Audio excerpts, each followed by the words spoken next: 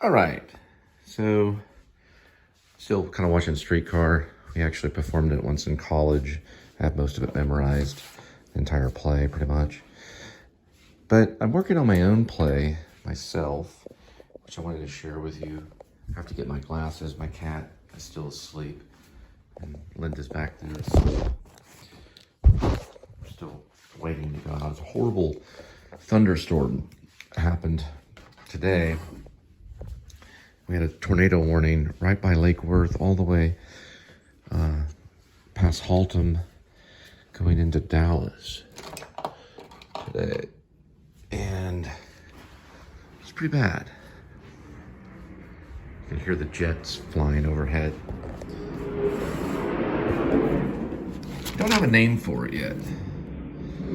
I've come across many names, but you'll notice in the actual play, I have it marked in specific areas where the jet noise is. Jet noise, I don't know if you can read that, but my handwriting is kind of like a doctor's. And I'm not pretending to be Chekhov or anything like that. But you can see it says jet noise. So somewhere in here, I'm going to mark it in the character section. Right about here. 1, 2, 3, and 4. And then jet noise. Now, of course, this will be debated on what it is, so I'm going to write the word aircraft.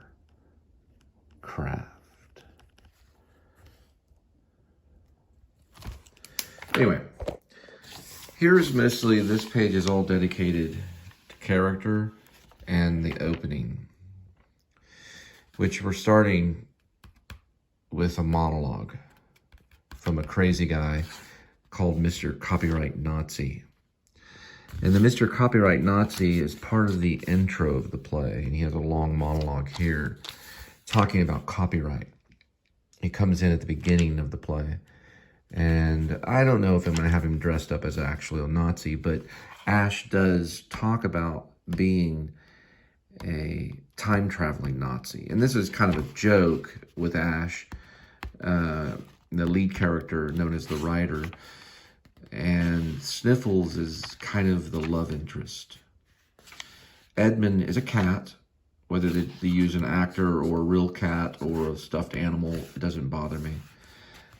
And then Dustin's voice on phone is voice only. And then Mexican Day Worker #1 is voice only. Mexican Day Worker 2 is voice only. And Mr. Copyright Intro, who's a Nazi, you see him come in and begin it. The play with the word 9. Stop the play. No, we no more must close the show. 9. So he speaks English and German because he uses 9 and then no. So it's kind of like a choppy English, but kind of a German accent. I do call for a couple of YouTubers kind of thing. I do mention Scott on Tape, but I figured that would be kind of a common kind of name on YouTube, which it really isn't. There's really a real YouTuber called Scott on Tape, so we might can change it to Scott on Video or something like that. This one's called Cash Gordon. And now we don't just hear his voice. He comes in. He's based on pretty much Cash Jordan, who does real estate in New York. And then Scott on Tape is based on Scott on Tape, which he does, you know, pop culture. I think it's a lot about pop culture, but then it's not just about pop culture. I think pop culture is kind of a scenery kind of thing in it. Now, Curtain Rise, this lights up, can be spoken to on townhome. The townhome's interior must look like a realistic townhome. All that can be spoken. I haven't put quotes on it yet because I have not begun to type this yet. Then the jet noise comes in, and you hear that kind of fly over the townhome as if the jets are too low. Okay, so in order for me to kind of so the audience understands is this is loud. Okay, loud jet noise. Okay, so we're making a note here right there is loud. Okay, that way you know that the jet noise is loud. He says Ash, he talks about himself in third person. Ash is a Nazi. I time traveled. The Nazi figured it out, or the Nazis figured it out how to do it, you know. So it's as if Ash really could be a time traveling Nazi. I don't really care if he speaks in a German accent or not, because there were actually some Nazi spies that spoke perfect English and even perfect American. So whether he really is a time traveling Nazi is to be interpreted. But it is modern day. So somewhere in here, I do mention modern day. It does it kind of balances because we have the copyright Nazi in the beginning, only in the beginning. And the copyright Nazi is trying to stop the play because of copyright. But Ash is the writer and he's trying to continue the play. I think there's a line in there about multiculturalism or multicultural Nazism, which I think is kind of, and also kind of what the play is a little bit about too. He also mentions in the beginning about it's a Robert De Niro movie, Sweet Cakes. So you already get from the very beginning of the play that there's going to be pop culture references in the play at times. The jet noise, so they are interrupted with jet noise. Sometimes it can overpower what they're saying. So I'll do that by putting the word loud right here. So it's a loud moment in the play. There's soft and loud moments. So we know that I've gone through a lot of segments in the play, but I've continued on. And here's another one, fighter jet noise, right? So fighter jet, we know what a fighter jet is, right? So we know a fighter jet is loud, right? It's a loud moment in the play. This is when we can hear this low-flying jet, you know, which is the word low flying jet, okay, which is a fighter, okay. It's like a fighter jet kind of thing, okay.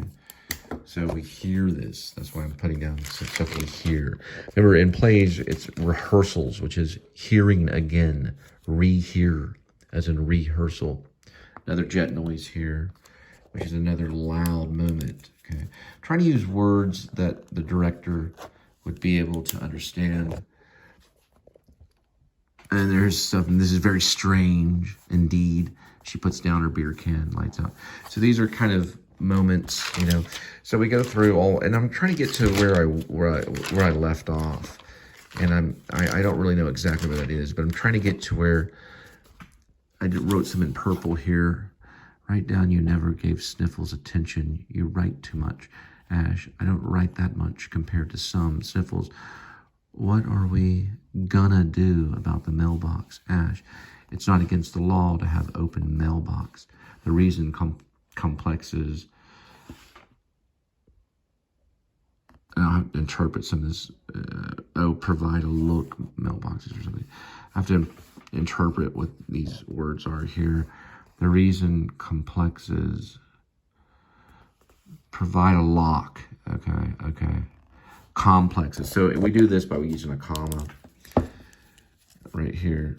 So what he's saying here is it's not against the law to have an open mailbox. The reason, complexes provide a lock, okay. So that's probably a period right here. And these are the things I'll do before I begin typing it. I write very quickly and I get it out first and then I interpret later. Mailbox is to allow the occupant more privacy, but by law, they do not have to provide such, but you are not supposed to tamper with someone's mail. Okay, so this is a clue. Now, Ash owes money to the government, but we don't know if it's the Nazi government and the Nazis are after him, or if it's current day, you know, our current day government, but he is supposed to be a time-traveling Nazi. And they do mention 10,000, they do mention 12,000 in it.